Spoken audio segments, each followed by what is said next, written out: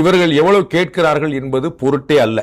அவர்கள் என்பது எவ்வளவு கொடுக்கிறார்கள் என்பதுதான் விதி. அவ்வளவுதான் வந்துகிட்டே இருக்கும். அவ்வளவுதான். நீங்க அவங்க கொடுக்கறத நீங்க வாங்கிட வேண்டியதான். வேற ஆப்ஷன் உங்கள்ட்ட இல்ல. ஒரு கதவு திறந்திருந்தது, அந்த கதவை இவர்களே மூடி விட்டார்கள். அதை ஓபன் பண்றதுக்கான வாய்ப்பும் கிடையாது. பெரும்பூட்டை போட்டு சாவி வேற தொலைச்சிட்டாங்க. அதனால வேற வாய்ப்பு கிடையாது. இப்போ அது திமுக தெரிஞ்சு இவர்கள் எப்ப சாவியை தூக்கி போட்டாங்களோ, இவர்கள் விசுவாசத்தை காட்டுவதற்காக சாவியை தூக்கி போட்டாங்க. சாவி தூக்கி போட்டோன்னே விசுவாசம் மறைஞ்சு வச்சு வாங்க டீல பேசுங்கன்னு வந்துட்டாங்க. அந்த சாவி திறந்திருந்து, கையில சாவி இருந்து, கதவு திறந்திருந்தா திமுக பேசுற விதமே வேறமா இருக்கும். நான் ஏற்கனவே சொன்னேன், இந்திய கம்யூனிஸ்ட் கட்சி ஏன் சம்மதித்தது? ஏன்னா வேற வழி இல்ல. மார்க்சிஸ்ட் கம்யூனிஸ்ட் கட்சியோ விடுதலை சிறுத்தைகளோ ஏன் சம்மதிக்க போகுது? வேற வழியே இல்ல.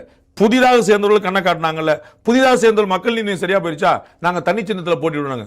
தம்பி, உதயசூரியன் தான் நீங்களும் நாமளும் வேறு இல்ல.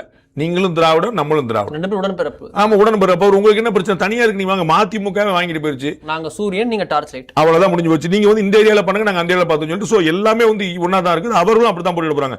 சோ திமுக கொடுக்கிற இடத்தில் மட்டுமல்ல, தீர்மானிக்கிற இடத்தில் இருக்கிறது. இவர்கள் கேட்கிற இடத்தில் மட்டுமல்ல, வாங்குற இடத்தில் இருக்கிறார்கள். அதனால அந்த டீல் கத்தம். இவர்களுக்கு 6 கொடுக்க போறார்களா 8 கொடுக்க போறாங்கிற இடத்துக்கு நான் போல. அவர்கள் கொடுப்பதை இவர்கள் வாங்கியாக வேண்டும்.